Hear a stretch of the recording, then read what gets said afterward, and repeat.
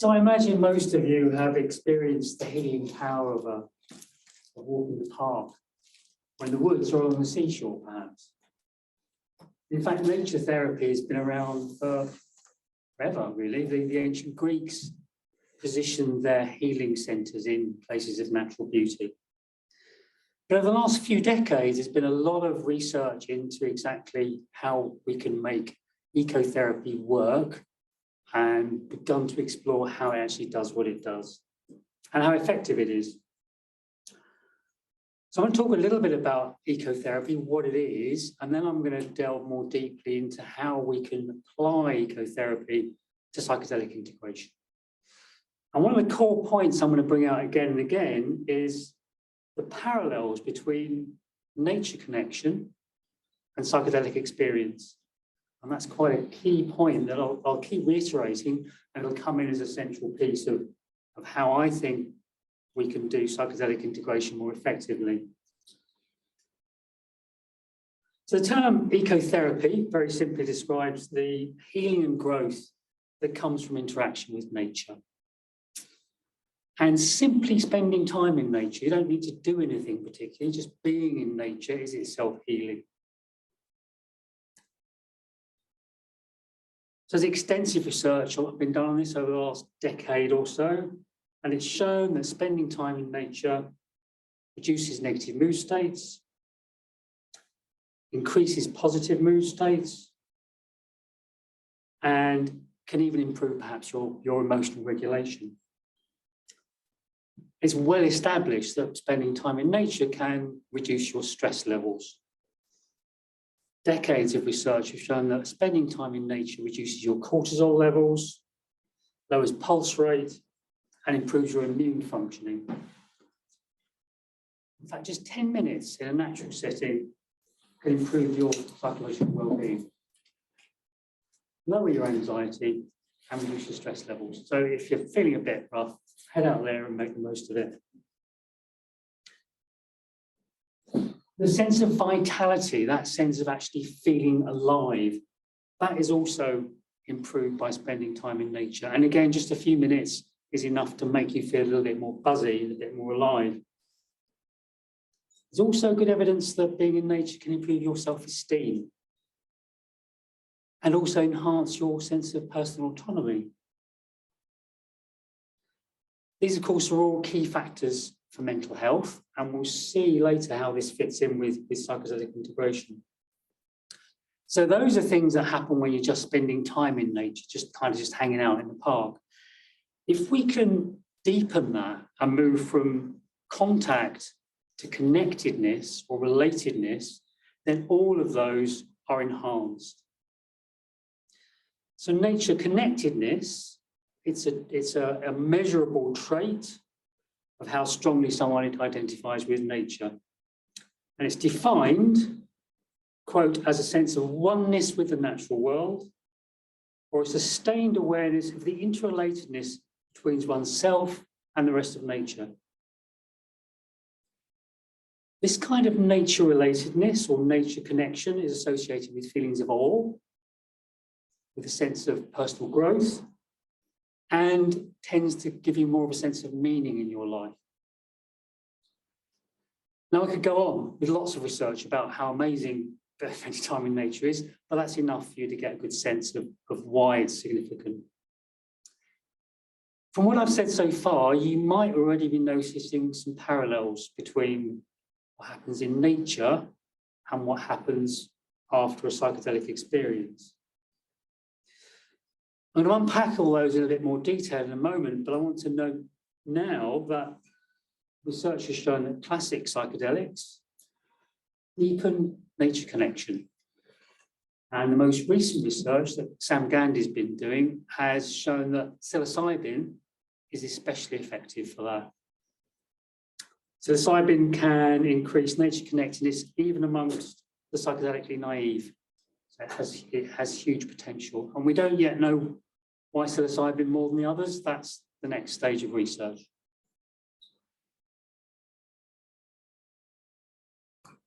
So let's look at some parallels. Jung wrote that suggested that contact with nature could make us more or less unconscious. And he added that this was potentially undesirable because it could have a bad influence. So he very much grasped the power of nature to kind of have this shift our consciousness. Jung was also opposed to psychedelic psychotherapy. He felt that it could too quickly take people down to really deep levels of the unconscious in potentially an uncontrolled way. Now, I'm curious about this because I'm wondering whether his objection to psychedelic therapy and spending time in nature might be coming from the same place. Is it like a similar kind of, oh my God, those two are really powerful ways of shifting consciousness too quickly? I want to turn to Rob Greenway, who is an ecotherapy pioneer. He was working back in the 60s. And he used to take people out on wilderness treks. So this would be like a week or so out in really remote areas. Now, after doing these for a while, he recognized and identified something he calls the wilderness effect. People be out after a few days, they start to feel a bit uncomfortable, get a bit antsy, and then there'd be a shift. And something would happen to their consciousness. They'd become more spiritual. The group would connect more deeply. And there'd be what he describes as feelings of expansion or reconnection, which he unhesitatingly describes as spiritual. Greenway suggested that this extended time away in nature created a state which, to quote him, closely parallels the psychedelic experience. There's the potential for that kind of, for the wilderness effect to extend from, oh, that was quite nice, to a complete blowout of all your mental capacities. I mean, it can really be very profound. His work dates from, I say the 1960s, but it's been researched since and deepened, and it's been found to be a pretty robust framework to go from. So, the parallels between nature connectedness and psychedelic experience. They're numerous, as you can see, and they're quite diverse. In most cases, a psychedelic experience will have a more profound and immediate impact, but the underlying effect can be similar, especially when it's really intense, like the wilderness effect. So let's go through them briefly. Neurobiological. Both psychedelics and nature connection reduce levels of activity in the default mode network. It's the area of the brain, as you probably know, that we think is probably the source of the autobiographical self. It's also where rumination tends to be oriented. Walking in a forest will strengthen connections between the brain much more than a similar walk in an urban environment. As you probably know, psychedelics are known for creating massive connections across the brain. Connectedness, as I've noted above, psychedelics and nature connection, time in nature, can lead to a greater sense of connectedness. This sense of connection, in both cases, can potentially lead to ego dissolution. Which brings us on to mystical experience.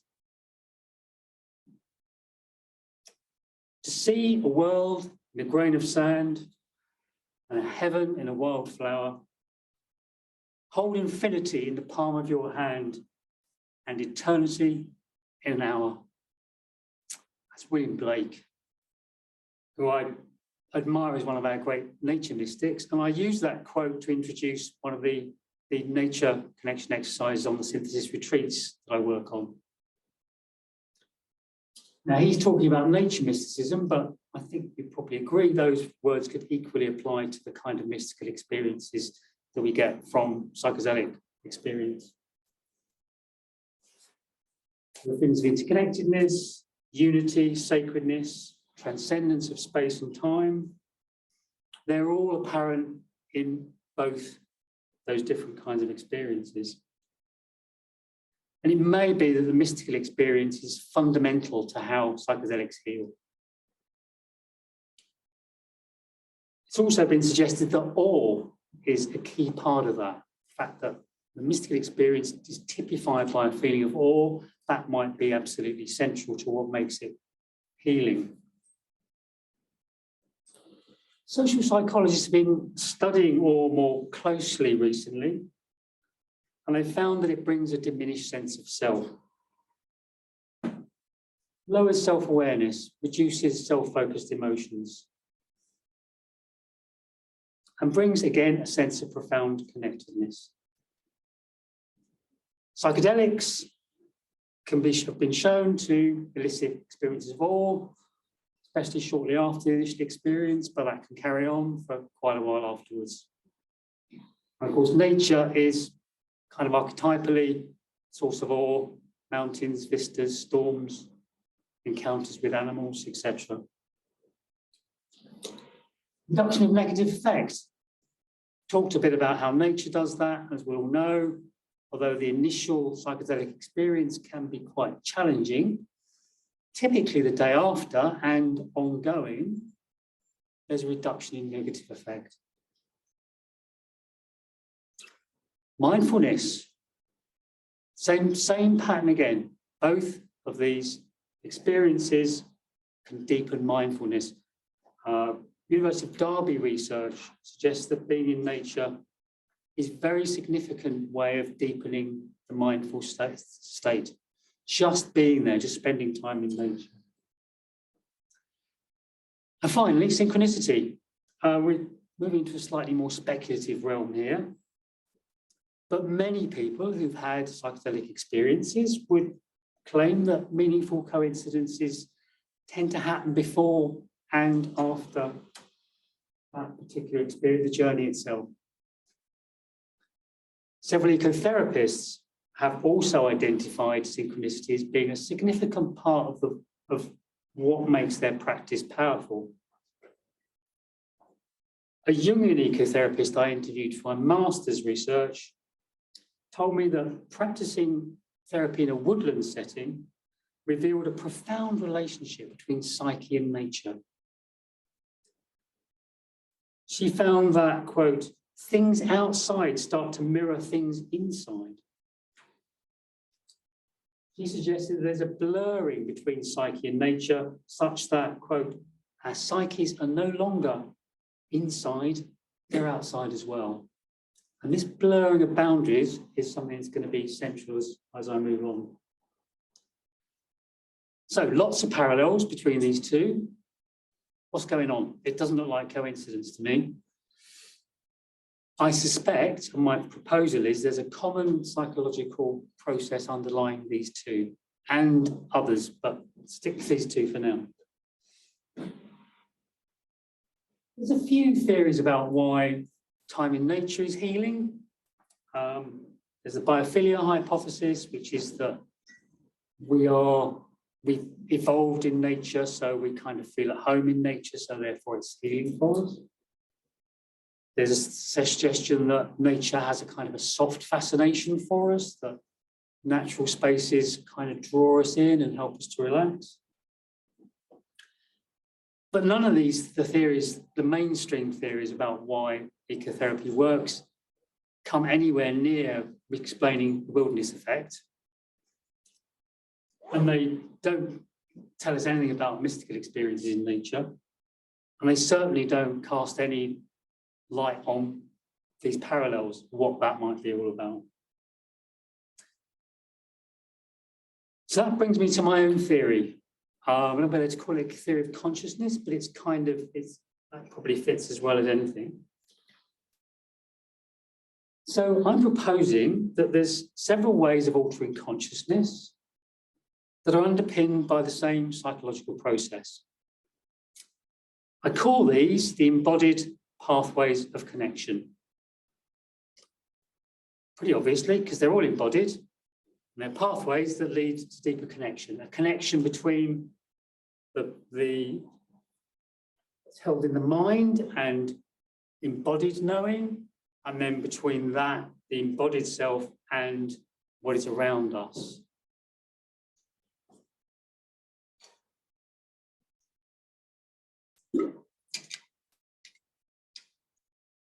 Now I'm going to look at some aspects of this. I can't go into the whole theory, but I want to focus on the bits that are relevant for psychedelics and ecotherapy for integration. So Cartesian philosophy, our good old mate Descartes claimed there's this disembodied mind located somewhere beyond the physical. But if we look at someone like Merleau-Ponty, for example, and I could have picked lots of other philosophers, he demonstrates that awareness is actually part of an active relationship between embodied humans and the world. He says, the properties of the object and the intentions of the subject are not only intermingled, they constitute a new whole. He concluded that the process by which we come to understand the world emerges from a unity between subjects and objects. As he puts it, quote, my body is the fabric into which all objects are woven. There's some very interesting cognitive science work been done that's drawn on Merleau-Ponty's work and moved it forwards. And they developed a model of cognition which is based on the idea of embodied action, kind of the body actually engaging with the world in a sensory and a physical way. And it's called inactivism.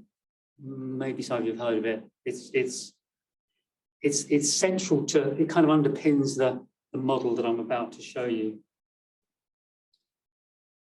So they emphasize that, quote, the knower and the known, mind and world, stand into relationship with each other through dependent co-origination. So it's not like there's an world out there and there's an Adrian in here. These two are constantly in a process of co-creation, as it were. They conclude that the organism and the environment enfold into one another in a fundamental circularity that is life itself. Key thinker here is Valera, if you want to chase that up. Although there's lots of others, but he's the one that I'm drawing from. Now, the dominant culture of the global north still valorizes this illusion of an enclosed Cartesian individual. But there's a whole range of disciplines that would challenge that. I've mentioned just two sources. There's a couple of others I want to pull in because they'll kind of flesh it out a little bit more. Lisa Blackman, who's a social theorist, she talks about how aspects of the body are permeable to the outside. She suggests that the very notion of a distinction between inside and outside actually doesn't really make any sense. She brings up the notion of emotional contagion. This is basically, you'll be in a room with somebody, could be an individual, could be a group. If the mood of the room or the person is happy, there's a tendency for us to pick that up. If the mood of the room or the person is a bit miserable, again, there's a tendency for us to pick that up. So emotion is contagious. This self and that self are interrelating in quite a dynamic way. Just to bring it into the psychedelic realm, I imagine some of you might have had the experience of the contact high. Similar kind of thing. There's somebody you're sitting with who's taking the substance, you start to get the feeling of like, whoa, I'm getting the same, I'm on the same trip. All of this goes against the notion of an enclosed individual. But the evidence for this kind of connectedness is pretty overwhelming. So this is my experiential iceberg model.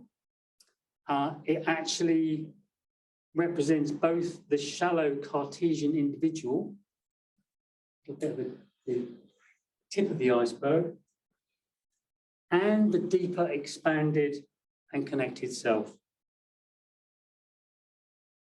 The whole triangle represents what the philosopher Andy Clark calls the skin bag body. So this is my skin bag body. That's the triangle, and the whole diagram itself shows us the wider environment in which the skin bag body actually functions. So at the very top of the proverbial iceberg is the shallow self state, which is probably typical everyday awareness for most of us. Now, when I'll use myself as an example, when I'm in that particular space, there's an impression that I'm me and you are you, and we're completely distinct. As you can see in that top part, where I've got the awareness written in there, the sides of the triangle are quite rigid, they're fixed. So there's a boundary between, quotes, self and other. The other thing about that top bit is, if you're right up there, especially if you get stressed, you tend to go further up. It's taking you away from your embodied knowing. And it's also obviously taking you away from any sense of connection with the other, however we might see that. Crucially, though, we're not stuck there. The wavy line that you can see there, with awareness above it, that can move down the iceberg. So the self can have degrees of depth, openness, and connection. And what I've got marked as the shallow self at the top and the deeper self further down, they're on a continuum. It's not like I'm either one or the other. And most of us are kind of moving up and down the iceberg to some degree all the time. Now we know, well, in activism research and other models would suggest that we're constantly in this dynamic relationship with the rest of the world. So where you see the arrows going in and out, that's actually what our relationship to everything else is. Although a lot of the time we're not aware of that. It's all kind of going on below our level of awareness. You might say it's happening at an unconscious level.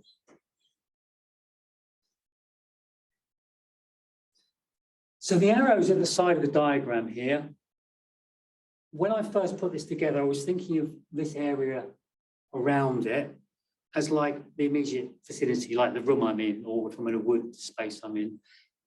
But when you think of it more deeply, and from further experience, that sometimes when you get really deep, it feels like there's a transpersonal dimension coming in.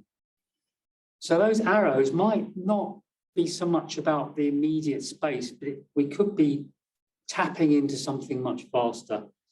And there's a lovely quote from Groff: "The human psyche is essentially commensurate with the whole universe and all of existence." And when we're down in that lower zone there, that kind of connection with everything that is becomes more apparent. Mystical states, that's dissolution of the ego, that's where that's happening.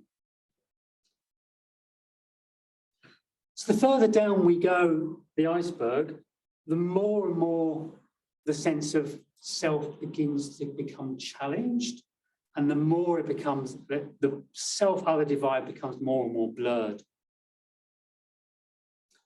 That's why on the diagram, the gaps become bigger the further you go down.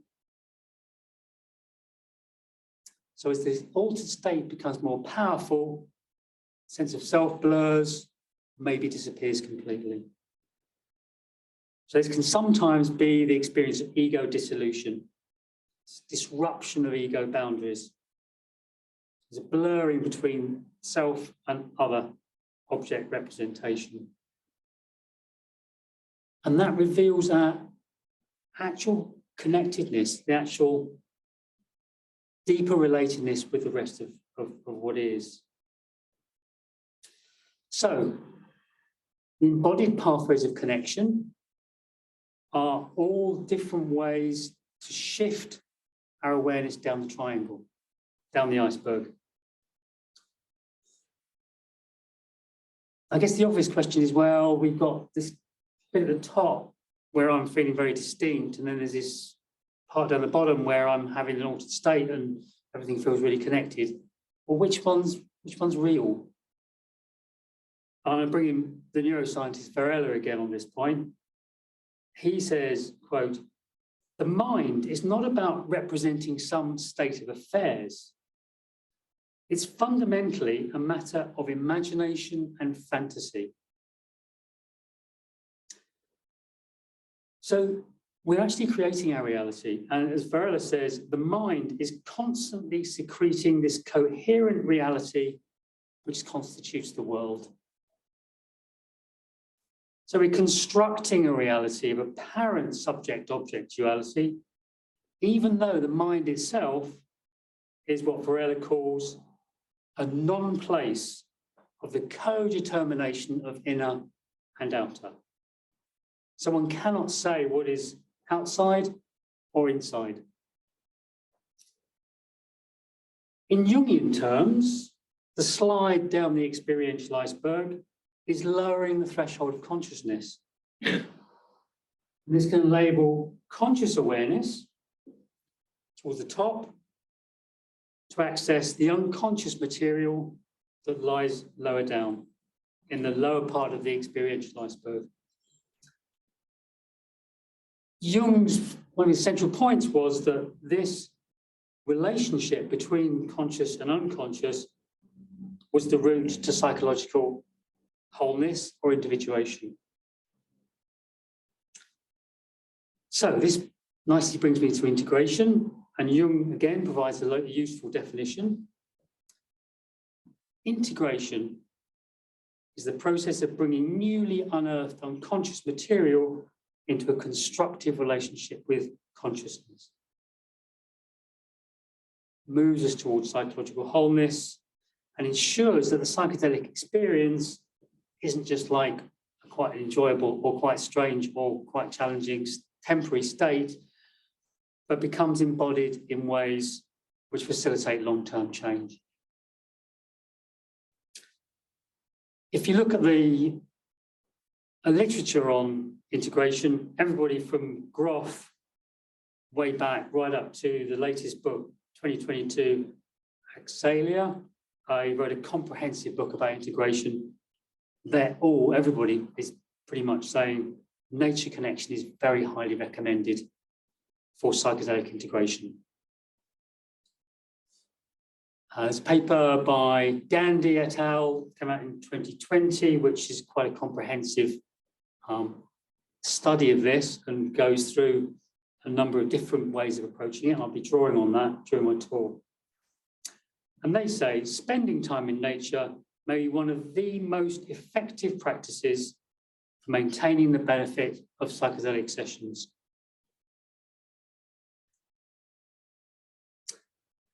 So in that particular paper, they come up with a number of things, of approaches which they feel are beneficial for integration. Something called Shinrin Yoko, also called forest bathing. It's a nature therapy where you combine time in nature with mindfulness and draws a lot on sensory awareness. Mindful practice in nature, nature journaling, walk and talk sessions, and or walks. I'll just talk a little about walk and talk sessions are the kind of things I do a lot in my therapy work. Coming from the same foundations as conventional psychotherapy, but we're working outside. And there's a sense that nature is coming in as a kind of a co-therapist. I sometimes think, actually, I'm the co-therapist and nature's doing the main work, but that's the principle of it. And you'll find that people can draw on nature metaphors that can help them to make sense of what's going on in their lives. The Or Walk, pretty much what it says, you encourage somebody to go on a walk in nature, ideally somewhere they haven't been before, and to open themselves up to be curious.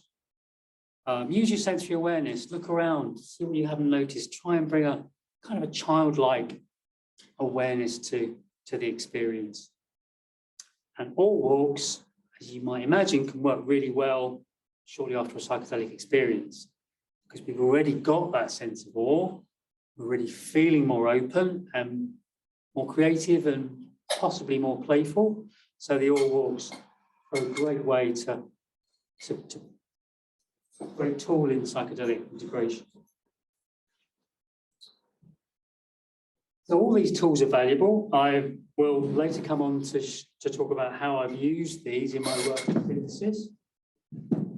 Before I turn to that practical applications, I want to consider a new approach that emerges from what I've said so far.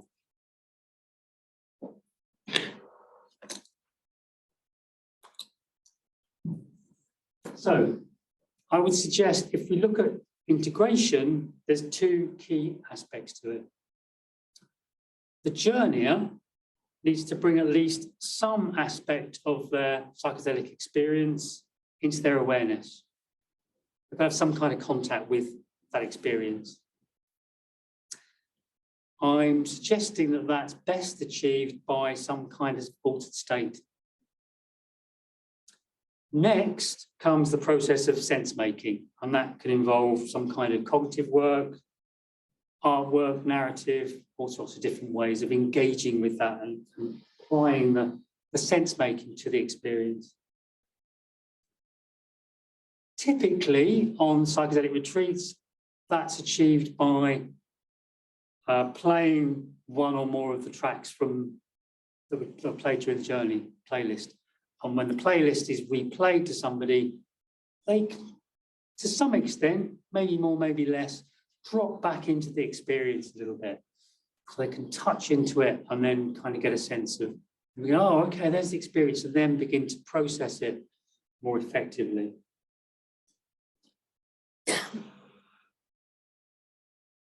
I'm suggesting that the kind of nature connection practices that I've been talking about, which we've seen create an altered sense of self, can be used in a similar way, probably more effectively, I would suggest. It can be more valuable for a number of reasons. If we're using nature to shift somebody's state and get them into an altered state, they're already in a natural space that's supportive. As we've explained, it's a really great space. You're tending to, if there's difficult feelings, they're easy to be with, you're more vital, all of those things. So you're shifting the consciousness in a supportive environment. The second part of this is, according to the cognitive iceberg model, what I've said earlier, I'm suggesting that there's some kind of parallel between a nature-induced shifted state and a psychedelic-induced altered state. They're basically doing something similar. They're going in the same kind of direction. They're more than parallel, they're actually going to a similar place. So if we're using nature to shift our state, we're kind of already going in the direction that the psychedelic experience did a similar job. This is in some ways reminiscent of Sanderson's psycholytic therapy. So Sanderson would use lower doses of LSD rather than the high doses that are typically used now. And people would drop into the psychedelic space and then come out, and then drop in and then come out. So it was kind of like going in and then coming out of the altered state was really healing in itself and was a great way to integrate. So that was back in the 50s. We can't really do that in the current context. But what we can do is shift consciousness using some of the ecopsychology techniques that I've talked about. I'll give you a taster of that shortly so you can get a feel of a bit of a sense of what it is that I'm proposing.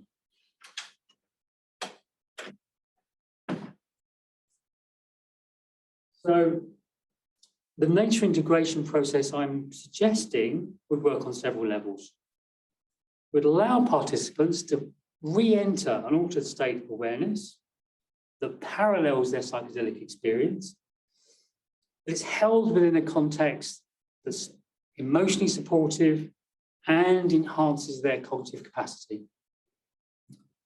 So sense making is easier and they're supported, their well-being, mental well-being is supported throughout the process.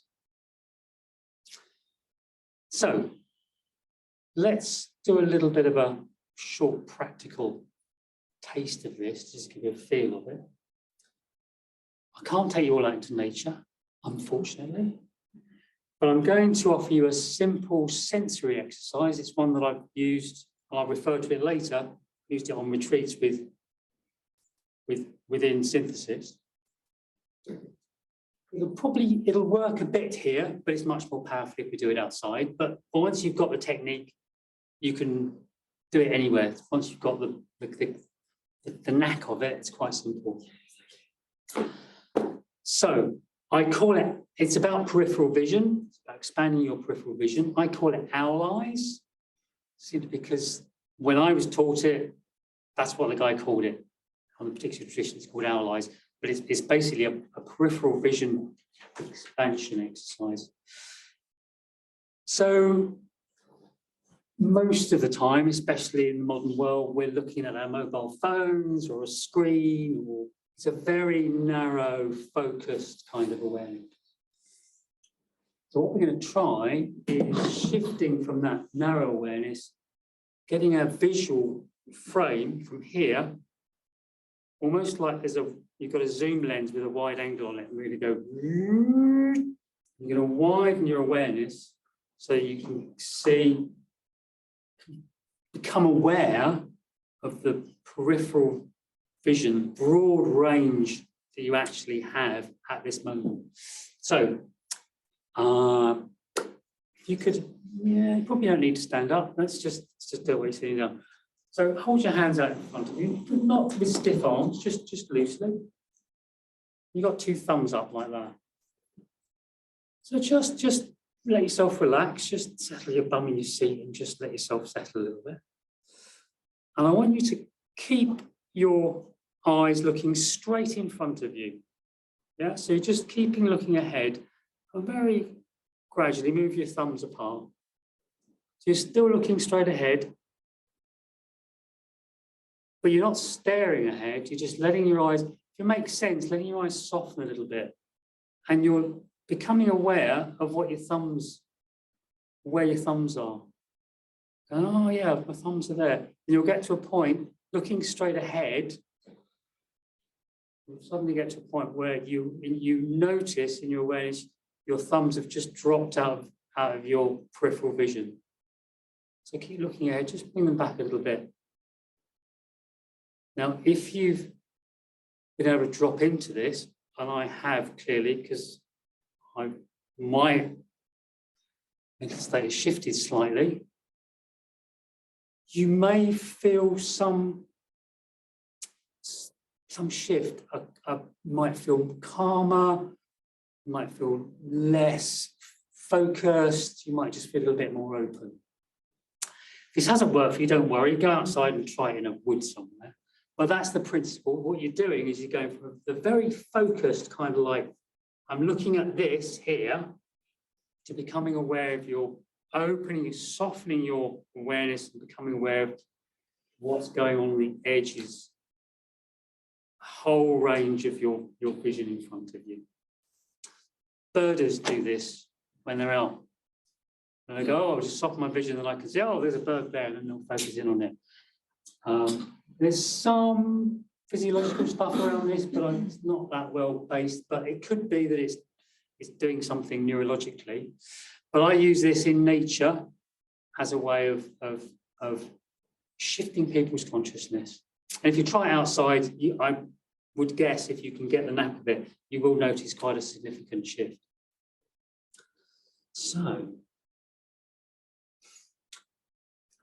So I want to come on to some practical ways I've used this. So synthesis, I don't know if you know about synthesis. Synthesis is a psychedelic retreat organisation based in the Netherlands.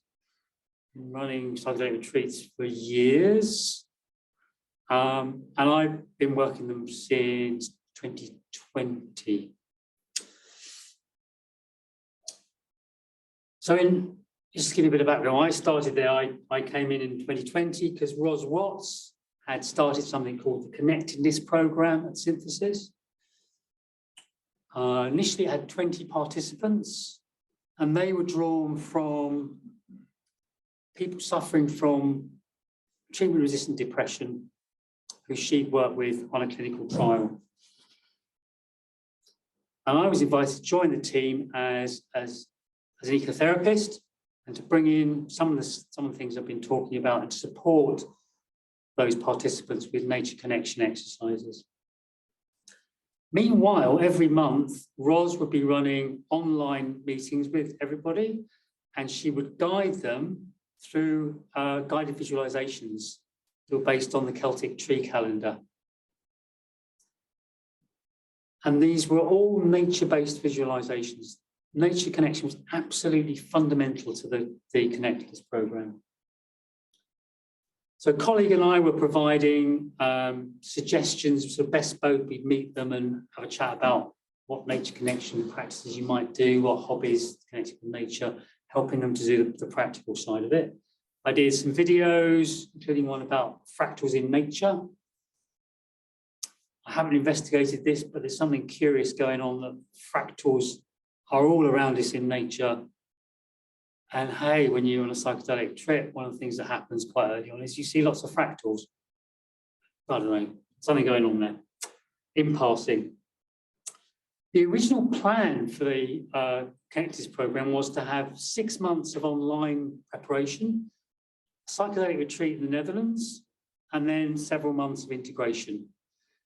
And now, unfortunately, it all went wrong when we realised that there was a medical legal problem with taking people to the Netherlands, and we had to abandon the whole thing. What we did do was we offered them a nature retreat, a 3-day nature retreat. So not all the participants came, but nearly half of them, which was quite surprising given the circumstances, and we took them all off to Cay Mabon in Snowdonia. Beautiful space, these little sort of rustic kind of hobbit houses right out in the middle of nowhere. Quite basic accommodation, but perfect in that this is giving people such a good sense of connection to nature. So each morning I would lead a guided meditation, sort of semi-outdoors, and then we'd have various exercises that draw nature metaphors, nature mandalas, nature timelines, sensory exercises, and it culminated in a mini vision quest where they were out on their own in pretty wild kind of part of Snowdonia for about 2 hours. They could come back if they completely freaked out. They knew where we were, but the offer was for them to spend a good 2 hours out there. Several themes emerged from that retreat. They felt a stronger sense of community, which is quite significant given that they've been working together for months online. A great sense of spontaneity and childlike playfulness. Increased appreciation for nature and a sense of nature as something which holds us. 2 of the participants noted aspects of the retreat echoed their psilocybin experience. One of them noted this heightened sensory awareness that she had during her solo time in nature that really very much echoed how it was on a psilocybin trip. Another person said that the aspects of the retreat were, quote, just like the psychedelics. And he added that the analyze exercise, which I've just done with you, can, quote, create an overview effect, just as psilocybin can, a literal and mental change of perspective. The year after that, there was a 10-day retreat that Synthesis organised all the trainees on our first ever practitioner training. So we had about 60 participants, 10 days in this beautiful 40-acre nature-based site. And there was a group of us who were given the job of creating the nature-based element of this. At the beginning, we invited them to find a space out there somewhere that they could have as their kind of a sit spot space to come back to. We suggested they might create little nature mandalas there. I have got photographs of those, but it didn't feel appropriate to share them here in a public space because they're very intimate, very personal. But I have gone out and created a couple of kind of examples of the kind of things they came up with.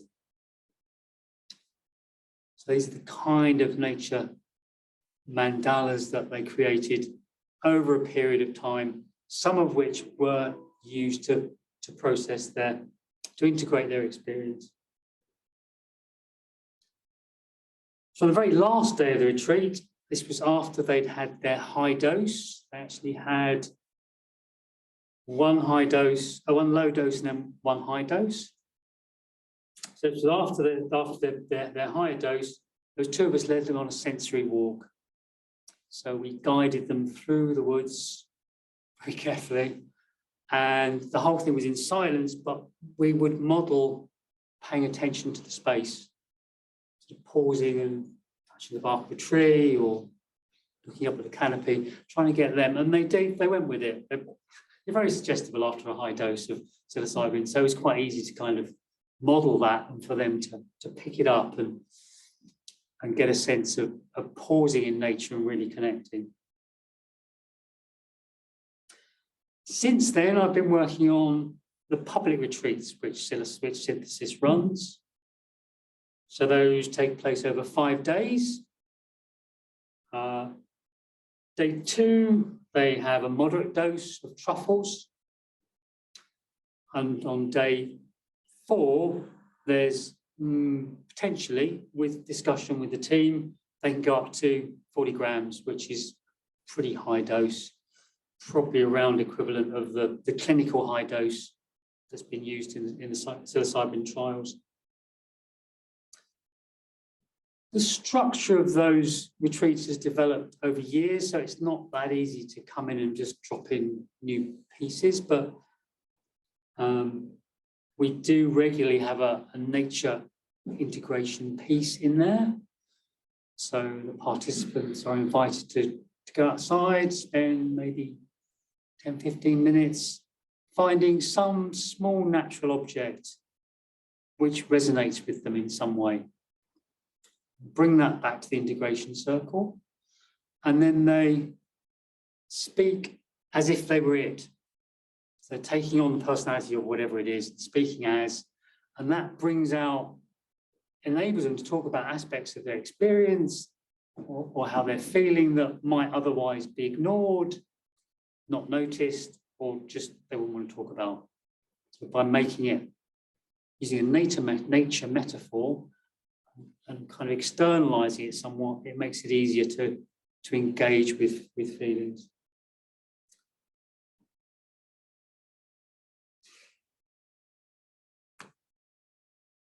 So to summarize, some of the approaches I've used: sensory awareness, mindfulness in nature, sensory walks, mapping aspects of the psyche with nature objects, and nature mandalas.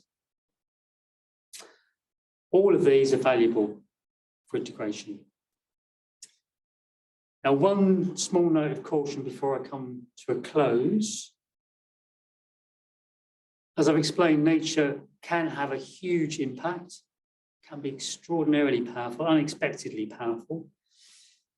And while I would possibly, would quite likely, might suggest a solo retreat in nature for someone as their preparation, I probably wouldn't suggest it for integration.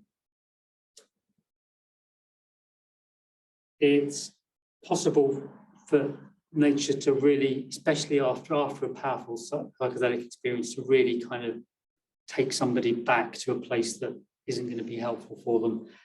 And there's a comment in Scott Hill's book, Confrontations with the Unconscious.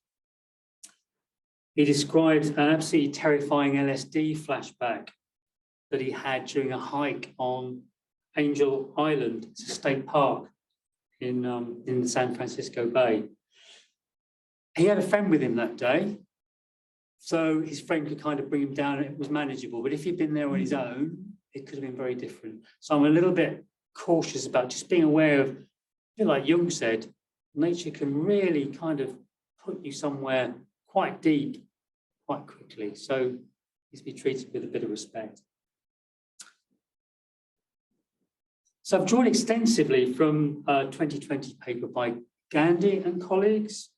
If you want to look it up, it's called The Potential Synergistic Effects Between Psychedelic Administration and Nature Contact for the Improvement of Mental Health. Now, in their conclusion, they suggest that, quote, a model of nature-focused psychedelic work could be developed with a specific intention of enhancement of nature-relatedness. That pretty much sums up my current focus. That's exactly what I'm trying to do. And I hope in this presentation, I've given you a reasonable sense of potential for integrating ecotherapy into our work with psychedelics. I'm going to close with a quote from the Mazatec wisdom keeper, grandmother Giulietta Casimiro. It feels particularly appropriate that the very last word should come from an indigenous voice. It is nature that does the healing.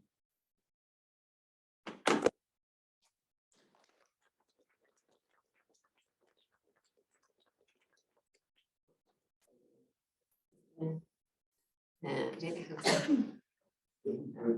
Once I get the Zoom people up on the screen, has anyone got any questions in the room, Peter?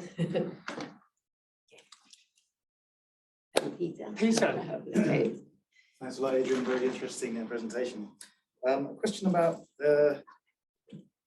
first of all, do participants, are they told as part of the therapy, this theory of perception you were speaking about, the emotional contagion and so on?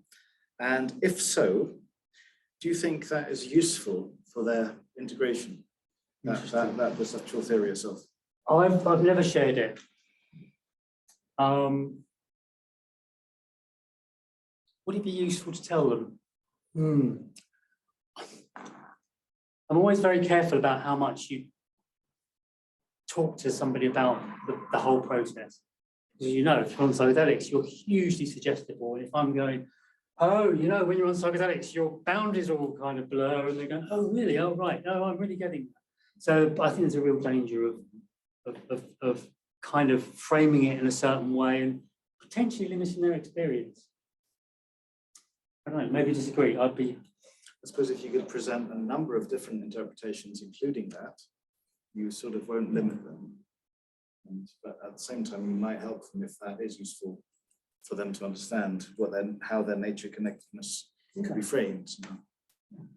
That could be useful. I can see how actually, rather than at the moment, it tends to be, well, I do frame it to some extent, talk a bit about the healing potential, but it is kind of, I think something going, why are we doing this nature stuff? Not all of them, but I think that's sometimes a danger. So if I could, it could be useful. The problem is, as I say, with the current structure of the synthesis retreats, it's like we've got 5 days. We do this, we do this, we do this, we do this. It's all pretty tight. So there isn't a lot of space for me to go, I want 20 minutes to talk to people about.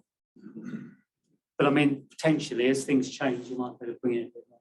I'm hoping. One little side note. That theory, by the way, I don't know if you've ever looked at Alfred North Whitehead's philosophy, but there's so much so much similar there. Oh, brilliant! It could act as it might sort of fortify the view a bit. Brilliant. Worth looking in. Something to look into, perhaps. Thank you. I've touched on it and gone, well, that's a big, pretty step by step, but it's. But hey, I'll make the effort. Thank you. Thank you for a wonderful talk. I kind of just want to address the elephant in the room. So implicit in what you're saying is that there's a dichotomy between something that's natural or nature and something that isn't. Yeah. So I'm wondering, is that a false dichotomy, or where do you draw the boundary and why? Yeah, God. I'm going to went back. I did a PhD a while ago in which nature was quite fundamental, and I probably spent about half a page talking about nature. The word nature is a construct. a lot of indigenous peoples don't even have a word for nature because it's like, what are you talking about? Doesn't actually make sense. So nature is unquestionably a cultural construct. Even the word wilderness, I didn't kind of go, we're talking about the wilderness effect. What do you mean by wilderness? Well, that would be problematic straight out of the box. So yeah, I completely agree. It's quite tricky. So I would say if we're talking about, there are environments, there are spaces which have a greater level of ecological diversity. There's fewer human constructed elements to it. Yeah, so you can begin, if I kind of work at it, I can kind of unpack. You're absolutely right. It's a problem straight from the get-go, like, what are you talking about? I guess I was thinking sort of like to follow up, is it more about like a change of environments? Like if you took someone who was like used to spending most of their time outdoors and then you threw them into like a modern indoor environment, would that like have the opposite effect for them? Would that be potentially mind expanding or? Interesting. That'd be an interesting thing to.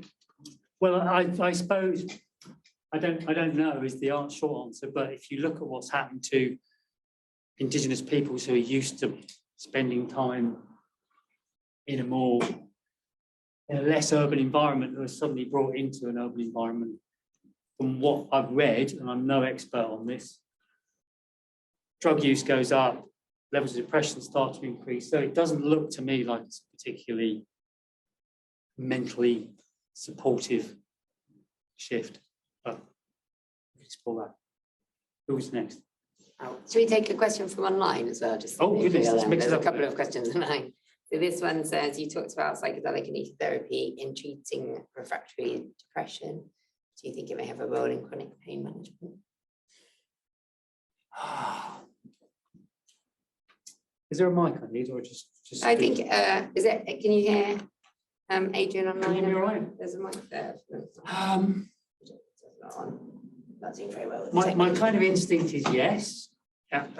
I would say what my immediately is coming to mind is we know that mindfulness has a lot of value for pain management, and spending time in nature is very, very tied in with mindfulness. It makes existing mindfulness practices more effective, and it's easier to be mindful in nature. That's been quite well evidenced. So from that point of view, I'd say yes.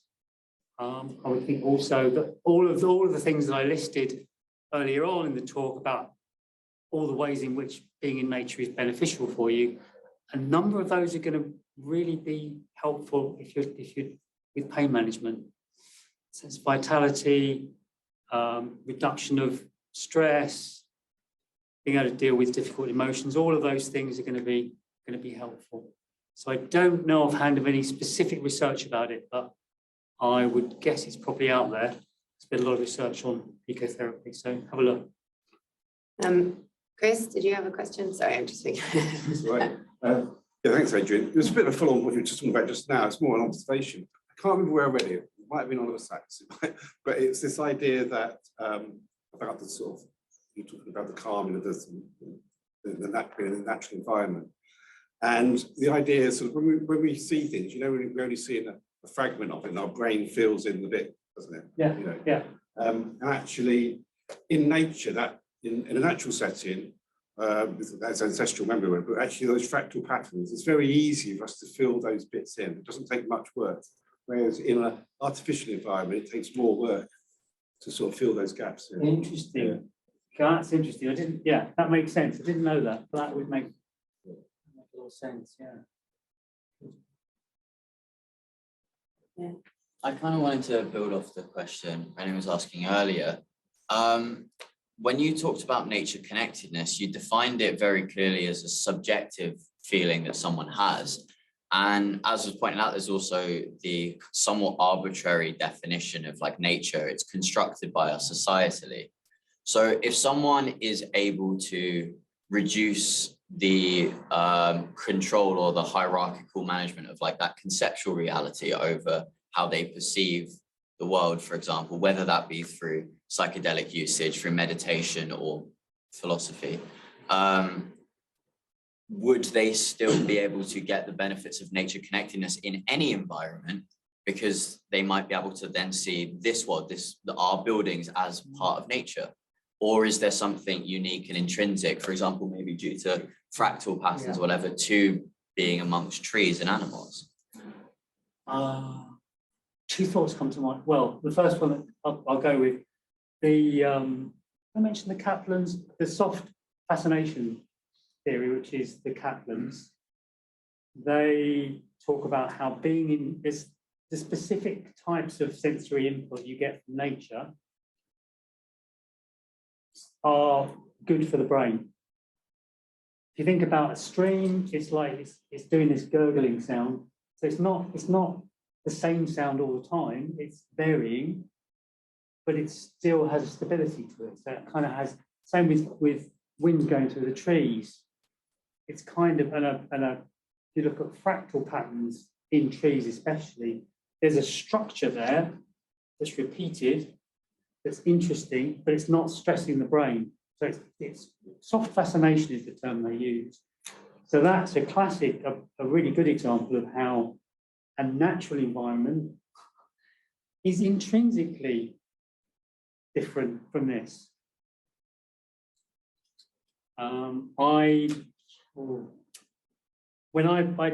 For my PhD, I spent quite a bit of time living on road protest sites that were in woods and things. I noticed when I came off site came off and went into the train or something, it was like, holy crap, there's all these like straight lines everywhere. There are straight lines in nature, but nowhere near as many as there are in this room, very boxed in. And I think, especially going back with what Chris is saying, I think there's something intrinsically different about a scare quotes natural environment. It's not also the case that in nature defined as non-human created, so not artificial, as it were, as relative to creatures, of course. You know? So an ant would think an ant nest is artificial and a brick wall is natural. But anyway, from a human perspective, can you make the case, especially with this theory of emotional contagion, that in a forest, for example, there are more complex beings, trees, plants generally, and if you accept this emotional contagion theory, then isn't it those more complex forms of being, sentience, that you are absorbing, much in the line of Wordsworth, perhaps, in the lake poets, right?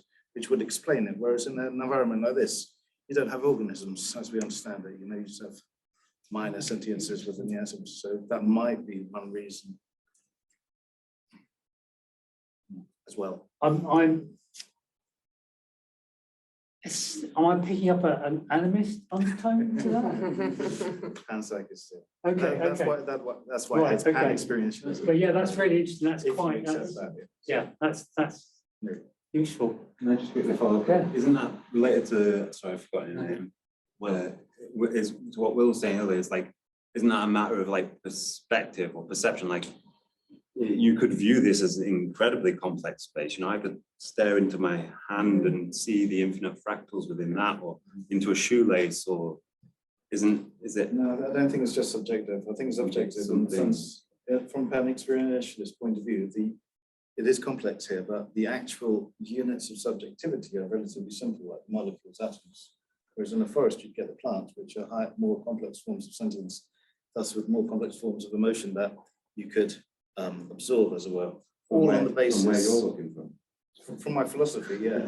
Would you say I think that chair's got a thing or two to say about that. Would you say there's a difference if there's like a kind of like micropsychist view of like the atoms are the constituent parts versus like a cosmopsychist view, which maybe might disagree because they're almost lesser forms? Well, I think a chair, for example, I don't want to get into this too much, but that's sorry. That's an aggregate. Obviously, it doesn't. The chair doesn't think, here I am, a chair. I'm being abused again. People just sitting on me. I've got a boring life, right? So it's an aggregate as opposed to a living organism. But anyway, that's another discussion. Mark is here in nature, so I'm waiting patiently. Right. Mark, are you there? Yep. He's actually in nature. Ah, Can brilliant. you hear? Yeah, I do actually exist. Yeah, and I thought I'd go for a walk in nature while you gave your talk, because that's the joy of Zoom, technological horror as it is. So you can all hear me, yeah? Yeah. Even nestled within this, it's not a yew, it's not a pine. I wish I knew. I know the word in Estonian for this tree, but it's providing great company. So like, I think it was Wordsworth who said, one impulse from the vernal wood can teach you more of man, of moral evil and of good than all the sages can. And I was wondering what you meant. So it's quite clear that being in nature like can enhance us cognitively and potentially even be a stepping stone in integrating and healing traumas and stuff. But to what extent could you, you touched on this briefly, but could you unwrap further the extent to which it could help with things like moral enhancement? Yeah, and I say this in the middle of in Estonian, this is called a life tree. It's actually poisonous and found in graveyards usually, but yeah. To what extent can it help with moral enhancement rather than kind of cognitive and trauma healing and stuff like that? Okay. Does that make sense? Yeah, I'll go with what I think will be helpful.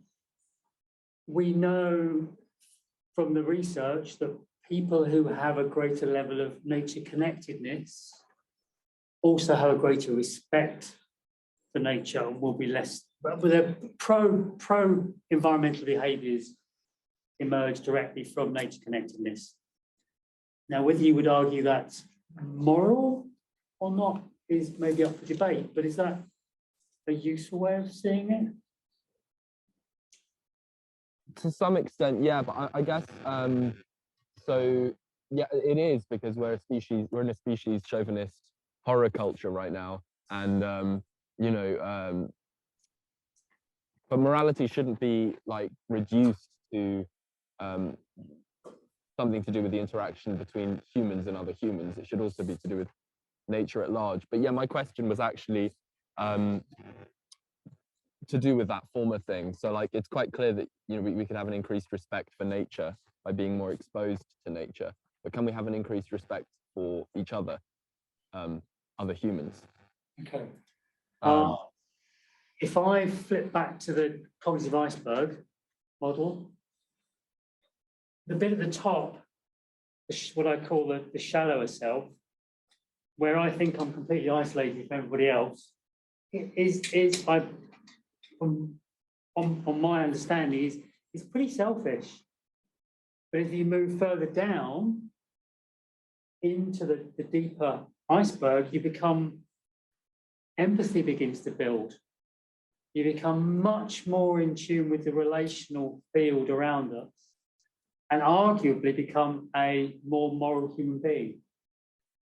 So if that's the case, and I think it pretty definitely is, then enhanced nature connectedness would drop you down the iceberg and increase your sense of relationality and therefore empathy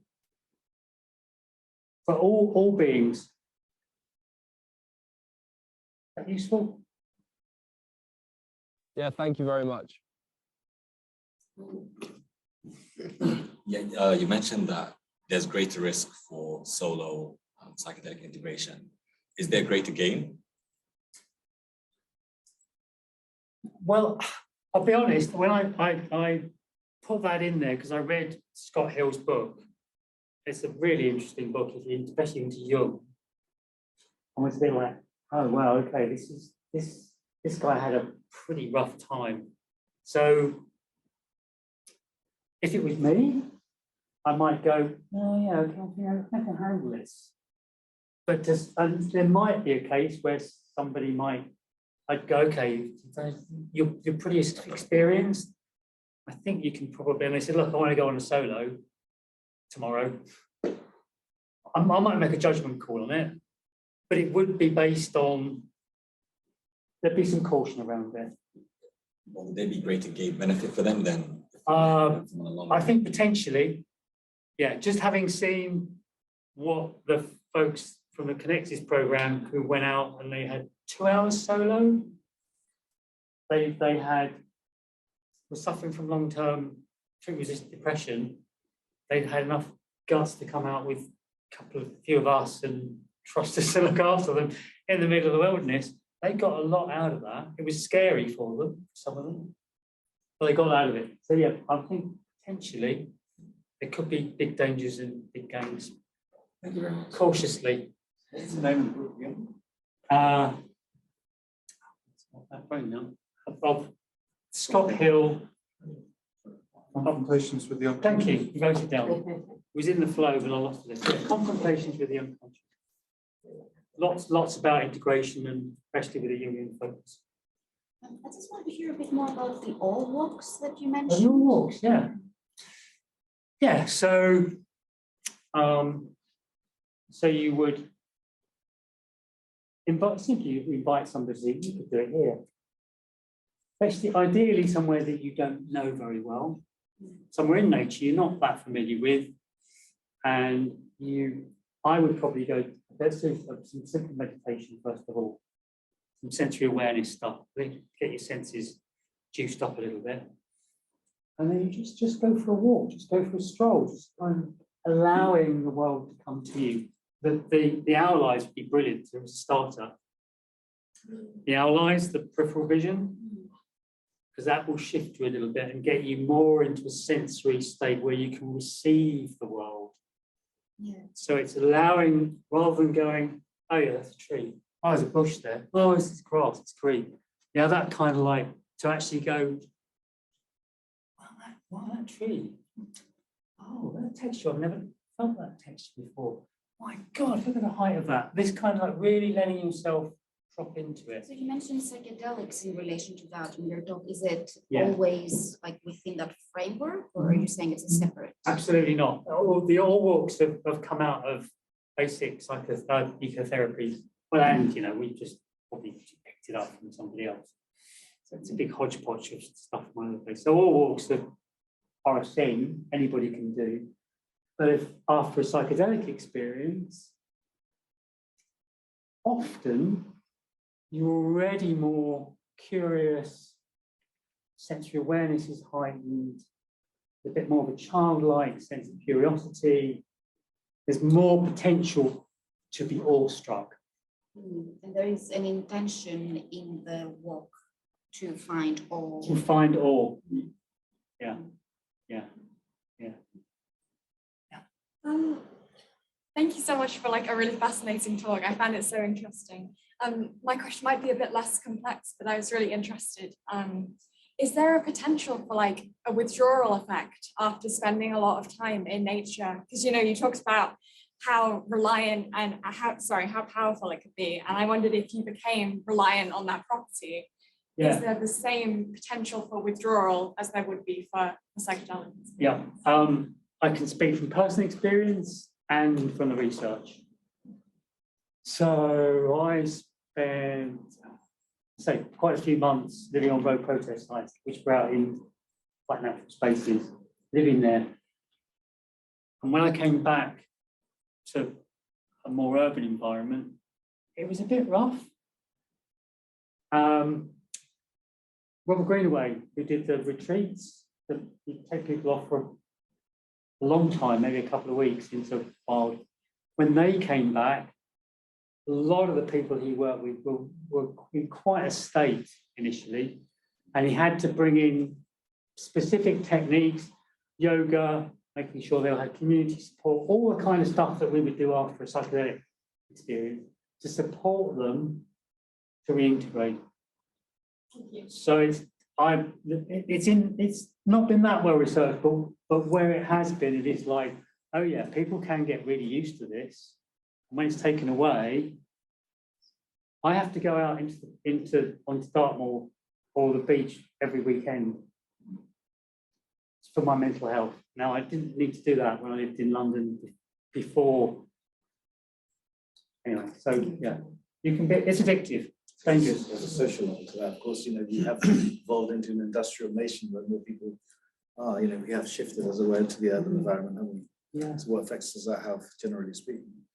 It's an interesting question, which is indeterminable. Yeah, well, I think we're all under a lot more stress and pressure because of the lack of. Well, there's a guy called Richard Louv who wrote a book called Last Child in the Woods, and he's basically saying a lot of the mental health amongst children in America is due to lack of time in the woods.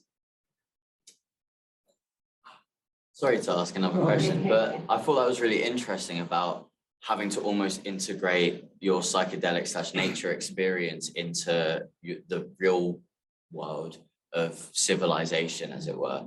And also the question about taking a dose on your own. Would you say potentially, and this is, I guess, would just be conjecture, but someone who is maybe more suitable for that solo dose, taking a Terence McKenna-esque 5 grams in silent darkness or whatever, by themselves and in, say, like a city, but in their bedroom, safe, would that be, although needing its own integration, obviously afterwards, could that almost form as an integration for the nature psychedelic experience to then show that you can have a similar boundless kind of thing within your own bedroom on this thing to show it's not unique to nature, as well as needing its own integration because it's probably quite an intense experience, but it is. Yes, I'm not sure if this is going to answer the question, but there's some. What I find interesting is that on the clinical trials with psilocybin, people were often having profound levels of nature connectedness afterwards, even though it was happening in a hospital room.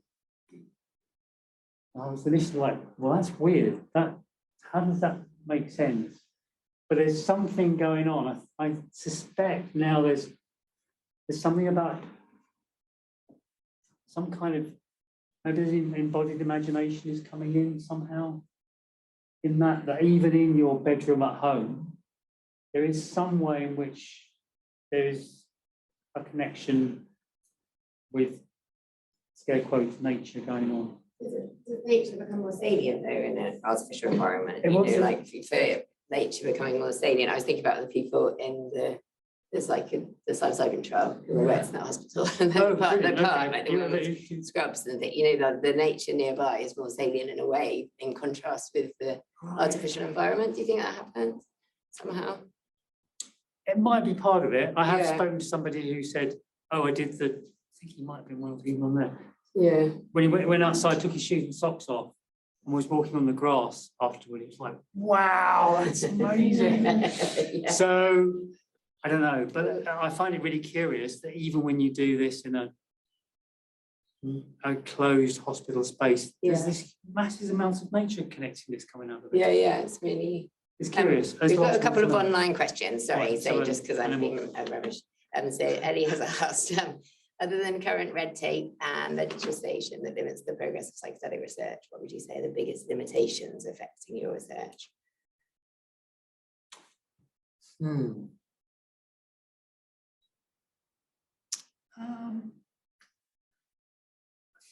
mean, the red tape's the main thing. I mean, it is a huge investment of time. It's a hell of, well, certainly with psilocybin, maybe with some of the other substances, it's a shorter gap. But the stuff we're doing at Synthesis is basically about 8 hours. Take the substance, you lie down, you have the experience.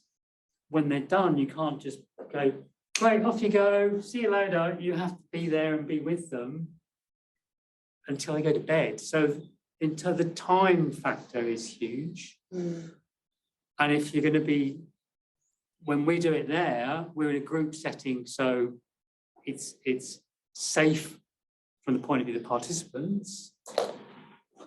But the affects, you're going to be doing one-to-one work. I would want to have me and another person as a therapist, so that the amount of human time and energy it takes to do this work is quite significant. And I'll do the other online question. Is any idea about how Shinrin-yoku can help access endogenous ecotherapy experiences?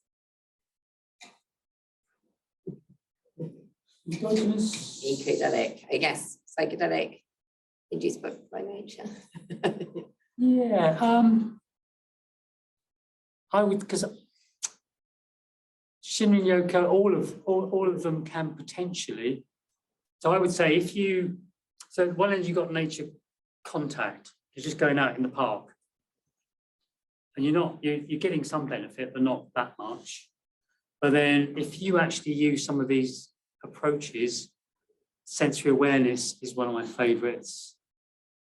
Doing mindfulness in nature, Shinrin-yoku, sensory walks, you're beginning to deepen and you're beginning to move further down into the deep self. So I think that's when you could start getting some really quite profound shifts in consciousness. So Shinrin-yoku, from my personal experience with it, can definitely do it.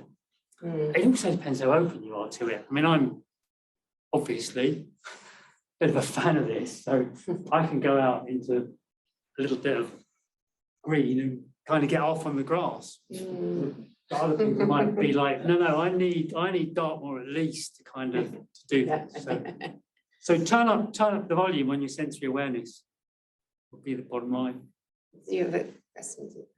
Yeah, this is more of a comment than a question. Thank you very much for the wonderful talk. That about this Jung's writings on nature, that he also mentions that dreams are like a purest representation of nature. I think that's just a very interesting idea, sort of symbolically to think like, okay, well, you know, the parallels between dreams and psychedelic experience in general, and to think that that's kind of exists in the same continuum, that like we're like taking in nature also maybe in a way while we're dreaming. Yeah, what comes to mind is that the kind of experiences that ecotherapists are having in nature, synchronistic stuff. And some of those are coming from dreams. You're having a dream about something and then that'll actually be reflected in the next day in weird ways. So we're into this kind of like blurring between psyche and nature. Yeah. So yeah. I mean, as I've demonstrated, the psyche and nature are massively interconnected. However, we define those two, both complex and problematic terms, but they're part of a bigger something. I was going to ask if it's okay, so about that, the psyche and being reflected in nature, and what's the kind of examples of that, because we did some qualitative research with some people who were being treated for mental health problems in coastal communities. We were looking at the role of the sea, because it's kind of mixed for some people people commit suicide in the sea, so it's like these mixed roles. But one thing that came out very strongly was that people saw their emotional states often they're like reflected in the sea, in the storminess of the sea, and it was like we came up with this like Harry Potter term of like the room of requirements. So it gave them what they needed, but it also reflected their psyche. So I was wondering your examples from your practice of what that looks like when people's like, or is it something more that happens to ecotherapists? Does it happen? I think we all do it. Yeah. Yeah. Well, say we all. I think a lot of people do that, and we go out into nature. I know if I'm having a difficult time, straight out, go into nature, and you will. It'll help. Just briefly on that, so as an ecotherapist, I've been in the park with a client. So some typical ones. Client be walking on going, oh God, life's dreadful, or this is that, and blah, blah, blah. And there's suddenly notice these squirrels playing about. The squirrels kind of like messing about like they do. Oh, what? They seem to be being really playful. Maybe why can't I be a bit more playful? It's almost like, so he's reflecting part of himself that's going, why couldn't you be more playful? Or it'll be, see this gnarly old tree that's kind of like, looking a bit rough. It's like, it's a bit like me. I'm old and gnarly and had a hard life. But it's kind of beautiful at the same time. So it's kind of like using nature metaphor. I think a lot of us do it. but it comes out a lot in ecotherapy. If you had a question. Just quickly, so a lot of the slices of nature you're looking at, the benign slices of nature, and of course, nature has very non-benign, very terrifying slices. I'm expecting the answer no, but do you know, has anybody sort of explained or experienced or described what it is like to have, you know, the psychedelic experience in a really difficult nature experience? You know, being in somewhere where the rain and the wind is so hard that it's not a curated nice slice. Yeah. Psychedelic experiences, no, but I do know of ecotherapists who work or have run retreats in, what's it called? I've forgotten the name, but there's this bit of up in Scotland, just over on the west coast. It's the most isolated place in the whole of the UK. Noidar, I think it's called. It's like you have to get a boat to get there, and the weather there can be pretty hairy. And he said, people on retreats there, some of them, when the weather can be really quite unpleasant, but they can get a huge amount out of it because it is like nature's going, you know, not all fluffy and nice. And that experience can bring out something new for them. It can be hugely healing if it's held. Yeah, it might be an experience of the sublime rather than connectedness.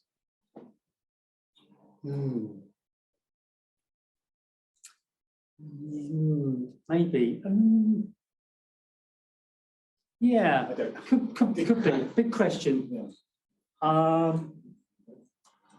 But then there's a relational aspect there that is part of the piece, isn't it?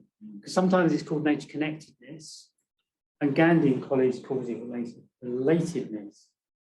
Just slightly different things, but they tend to be smudged together. The terminology is still a bit interesting. I'm wondering, kind of along the lines of what you were talking about, that nature has all these different sort of slices, experiences that are not romantic necessarily and that are unpredictable, which is the nature of the nature, I'd say.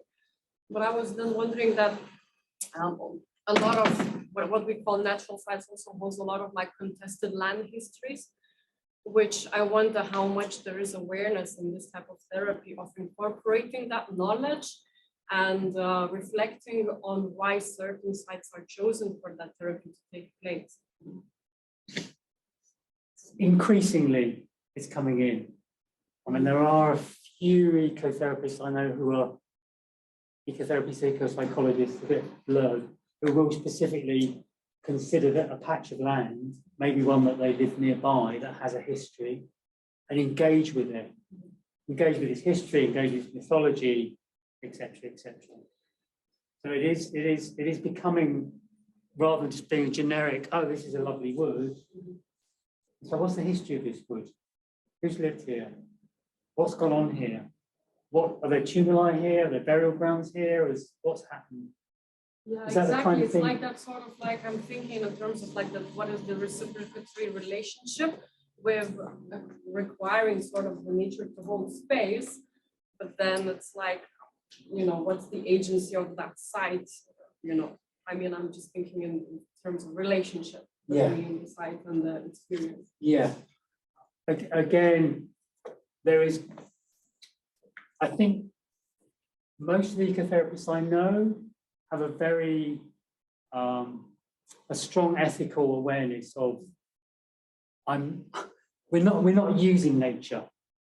Right? This is not an instrumental kind of like, I'm going to this space and I'm going to use it for my therapy work. It's just kind of it is a relationship with the place. And ideally you give back. Even if that's, you go there and you pick up some litter, or you don't just, you treat it with respect, of course, but you do kind of have some kind of reciprocal relationship with the place that you're working with. Does that cover it? Yeah, along the line. Yeah, okay. Oh, yeah. Is there more time? Yeah, we can head off in a minute. Thank you for letting me ask a lot of questions. It's quite novel getting to ask a psychotherapist about different psychedelics, so I'm taking that opportunity. But I was really interested when you said that aside from the red tape, which might be the answer to this question, one of the biggest issues or drawbacks of psychedelic therapy or barriers is the time. Like acid, LSD can take 8 to 12 hours, mushrooms can take up to 8 hours, plus the come down and after effects. Is there something qualitatively important or significant for specifically, LSD, magic mushrooms, and the qualia of those trips? Or would other potential serotonergic psychedelics such that are short acting, like NN or 5-MeO-DMT, could they potentially also have a therapeutic? And I haven't seen as many papers on the therapeutic effects of 5-MeO-DMT as I have for psilocybin, but it's also a little bit more tricky to deal with. But has that been explored at all, or have you considered using it? Yeah, Adrian's going to be the therapist on the trial. There's a trial starting. Yeah, we're Exeter site for it. Yeah. Oh, so yeah. Yeah. So yes, it's coming. Yeah. Hopefully. Yeah. So we'll see. How do I sign up for that? Yeah, we're looking for You've got one already. So, yeah. We've got one already. Okay, well, I might see you in the anyway. I was really intrigued by this recent research by Sam Gandhi and colleagues that found that something specific about psilocybin in nature connection. What was the research based on? Well, they looked at, I think they were looking at lifetime.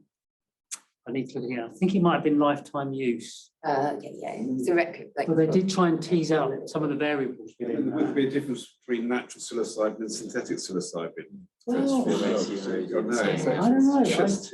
And that was done non-medical lifetime use Yeah. of something. Yeah. As well.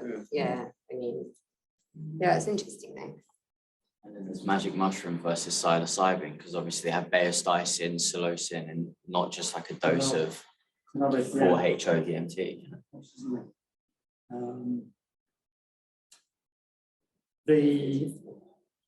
Her name is at the moment, the woman who Wasson went and actually did the initial, had his first experience with. Yeah, they took back some synthetic psilocybin to her and said, check this out. And she was like, hey, no, this is the real stuff. This has got the spirit of the mushroom in it. So I think, well, there's something there. But Is that 4-ACO-DMT that she took? This was synthetic psilocybin, where she'd been traditionally using the actual mushrooms for a lifetime. There's more to be researched, and whether there's some suggestion that a longer trip takes you somewhere potentially more healing than a shorter one. But this is all quite early research. It's like, well, it looks like that might be true, but I wouldn't want to stand up here and say that's Gives people repeated dosages. Well, if you do therapy with someone, you wouldn't do a half hour compared to seeing someone for an hour and a half. Yeah. I think there's a real challenge with researching any psychedelics, or in fact, any psychotherapy model, because there's so many variables. I know, but it's the relationship between me and the client that does most of the healing. I would say it's not which technique I'm using. So if you take that out of the factor, it's like, well, hang on a minute. Well, they're going to be with that therapist, not you. Well, that's going to change whether they improve or don't. They might do better with them than they would with. See what I mean? And that's just with one variable. It's just. Yeah. But Yeah, very complicated. so we are going to the pub there. We can continue our discussions there, and then everyone just thank Adrian again for a wonderful talk.